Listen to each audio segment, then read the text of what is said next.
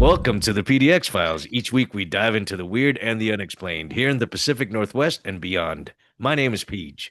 And I'm Mac. And Mac, what are we talking about tonight?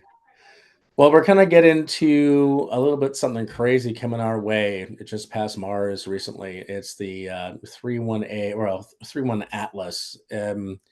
It's either a comet, but a very strangely behaving comet. That's something we haven't seen before, or possibly aliens. Is this similar to what was happening like months ago? Well, it's a little longer than that. You're talking about that Umama, right? No, The I'm not thing, talking about that one. It's like it's the Armada. Remember? I think we talked about that too. yeah, Like something First Space massive on. Armada. I think this one's a little different than that, though. This is Okay. actually another interstellar. There's only been three of them, so that's why it's 3-1 or 3I. The third interstellar object has ever passed through our solar system. Okay. And it is like massive, and it does not act like a normal comet. And again, we're going to get a quick intro from this gal here. They're going to get into a Harvard scientist named Avi Loeb, who's really well known in the UFO community. But I think you sort of have to decide for yourself. I mean, there's some pushback on Loeb as well. But I mean, he's a goddamn Harvard scientist, has been doing this shit for years, so it's very interesting. And there's other. It's not just him. There's other folks who are kind of like saying, yeah, this is not acting the way we're used to seeing comets. So, All right. Well, there's a couple of reference videos here, folks who are listening to the podcast. We'll play the first one now. This ancient alien object that's speeding toward our sun that some scientists say might be alien technology. So I emailed one of the world's most famous astrophysicists, and I learned that what's most interesting here is that while it's only the third object we've ever seen come from another star into our solar system, it's special because it's way bigger than the others. And it looks like it came from a much older part of our galaxy, which means it could be way older than anything in our solar system. And weirdly, it's got this very different chemical composition than what we're used to. So, aliens? There's no significant evidence of aliens. The object is clearly a comet. So if it's not aliens, why care? Because yeah, it's not basically clearly a message in a bottle from another star. And no, it won't hit us. But there are nearby asteroids that might. So to find out how we protect our planet, subscribe. So I appreciate where she went with that. Yeah, there's not as so there is a lot of.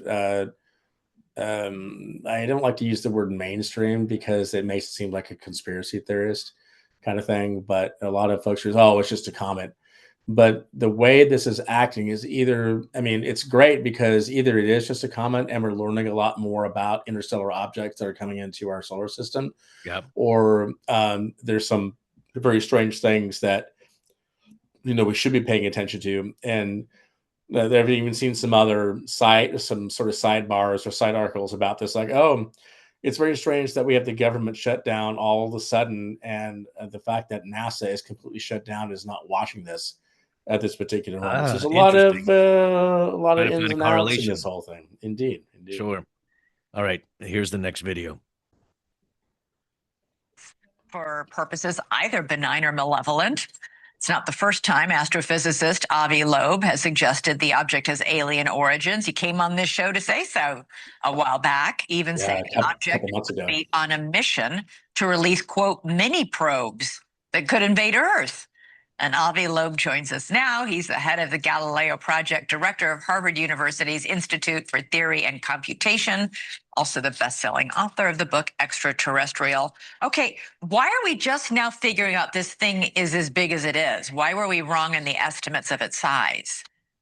Thanks for having me. Well, we know that the object is losing mass because we see a cloud of gas around it that is a result of its warming up as it gets close to the sun, but it doesn't change its path. There is no push that is visible on the trajectory of the object. And that means that it's very massive, at least 1,000 times more massive than the previous one, which was a comet, Borisov, discovered in 2019. Not only that it's so massive, much more than the previous one, but there is also not enough rocky material in interstellar space to deliver such a giant rock. into the inner solar system over the past decade. Well, and so explain that, Avi. Like, so what do you mean there's not enough rock? I don't know what that means. I mean, you don't, this is even further reason for you to think this isn't a natural object? I don't think she knows Well, what she's yes, talking about. because there is limited reservoir of rocky material per unit volume in interstellar space. And even if you package all of it in objects of this size or bigger, then there is just not enough number of objects to deliver them at random once per decade to the inner solar system. So that's another issue. And the trajectory of this object is aligned with the planets around the sun, the plane of the planets. And on the one hand, that's extremely rare, 1 in 500 chance. But on the other hand, it offers us an opportunity. Oh, Yeah, I hang on. don't understand a Wasn't supposed to stop word. it yet. No, I I wasn't think you supposed to probably stop it yet. were. Oh, okay. I was going to say that seems like a good place to stop, but okay. But we'll I stop think here. Yeah, we'll stop here. I don't understand a word that motherfucker just said, and I think she didn't understand what she was just saying. It's like I kind of understand. It's like from what I gathered from what I just heard is that the object is sort of behaving like a comet, but it's like thousands of times bigger than the last interstellar object that came through our solar system. That it would have just sort of maybe displayed the idea of what a comet does, and it's not moving from its trajectory. So because it's so big that the gravity of the sun is not affecting it, and that is weird. I kind of understand a little bit more now after listening to this a second time. Because the first time I saw this, it's like, oh, this is interesting. It's like I don't know what the hell he's saying. Well, yeah, I don't know fully what he's saying either. I mean, It's a lot of science, yeah. the only assumption that I can make right now as to why he and many others in his field probably is convinced that that it came from outside of our solar system is because he was saying there's not enough rock in our inner solar system to be able to accumulate to form this mass. Something that big, yeah. Form this mass and then have it be, well, did he say something like it's not even being pushed or something like that? I thought it's because it's so massive that's not being pushed. And I think they already knew that it was out of the solar system. Yeah. But they've been tracking it for months. I remember hearing about this a couple of months ago, and this guy Avi Loeb, who was very famous dude, and again, Harvard. He works for at Harvard, so you don't want to give them full credit for working at Harvard, but I mean it's pretty difficult to get in there. Well, yeah, and into the fact that it's displaying certain characteristics that are abnormal to normal comets. Correct. I mean, and it's a third interstellar body that we know of. There's probably been others, but that we're aware of, and that it's behaving in this way. And it's probably going to be repeated for in the remainder of this video. But I thought I heard him say something to the effect of, like, it's following the paths of the planets, and not changing its course. So it's almost exactly it's almost like it's figured it out. Like like it's. I don't know. I mean, it's interesting for sure. Yeah, it's like it's maintaining its course. So it's like Captain Picard engage these coordinates. It's like it's doing that, and there's no push because it's doing something on an intelligent way, or it's an intelligent design that's allowing it to do that particular course and a predetermined route, right? Right. Exactly. Yeah. All right. Yep. Let's continue. To observe it. And indeed, by the end of this week, it will come within 29 million kilometers from Mars. And there are several orbiters there that were deposited there by NASA, by the European Space Agency, by the Chinese Space Agency. And we will get much more information about it. In particular, we can get an image with a 30-kilometer pixel size. So we can then look at the brightest pixel and infer how big is the object. So if you think the chances are getting slimmer and slimmer that it's a man-made object, meteor. That's not what he's saying. What is it? What are you talking about? Well, there are some other anomalies. He's an idiot. During July and August, there was some glow in front of the object towards the sun, 10 times longer than it is wide. We don't see that often in comets. Usually the glow is behind, trailing the object Right. away from the sun. What does In that this tell case, you then? well, we don't know. You see, that is work in progress, and we just need more data. My point is simple. You know, any intelligence agency knows that they need to make a contingency plan for Okay. black swan events, events that are rare, unlikely, but could make a huge difference. Black swan events. I've never heard that before, to be Me honest with you. neither. And I thought that was really fascinating what he was talking about. That lady is a complete moron and doesn't know anything he's talking about. He's grasping that she like was not prepared for that interview whatsoever. It was kind of embarrassing. Yeah, I don't understand. Actually. I don't understand why she said. So it's not man-made. Well, Yeah, all the evidence you're saying, he's like, no, that's not what he's saying at all by that. So she's just like, blah, blah, blah, blah, blah, blah. So she's saying a bunch of shit. But no, I mean, Black Swan event sounds like some sort of intelligence type term. I think we have people on staff who usually look these things up, but our immense staff that we have behind us. But that's a weird. And he was saying, and he's not the kind of guy who's really gone out there since I've been watching this kind of stuff. He was like a doomsayer, or saying ringing the bells of like the end of the world kind of shit. Right. I mean, so it's really interesting that he's saying that. I mean, yeah, it's not going to come anywhere near the Earth, so that's not what anyone's saying either. This is just saying that this is acting in a way that's strange, and that's kind of what happened with Umama. We've done a little bit on that previously. That's not fully been debunked, as far as I know. This is something different, and it may result in nothing. It could just be an alien probe, but it's definitely acting in a way that it seems to be more intelligently designed. Even if it's just an alien probe, as you state, it's still extraterrestrial. I mean, it's still. It still proves something. Right? There's still a layer of proof there. And a black swan event, according to the Google, is a highly unpredictable, rare occurrence that has a severe and far-reaching impact, and which is often explained as having been predictable in hindsight after it has happened. So anyway, that's interesting. Yeah. So I mean, I think his thought process is that this is of non-human intelligence or extraterrestrial biological entities are controlling it. I'm trying to remember back a little bit on that. And maybe it is. And if it is, and they're also, they didn't get into this, but I remember reading about, they're talking about the speed as which is traveling as well is kind of unusual. Right. For a comet. So it's all, but it could just be the fact that, hell, I mean, we only have 3 of these now on record that are coming, that we know for sure are coming from outside our solar system. So maybe it's just we don't know enough. But I mean, I feel like the math people have probably thought of all this stuff, and they kind of know. I don't know why I think that, but I tend to think that if a guy like this is that, and he's probably not the only one who's talking about it and is concerned about it.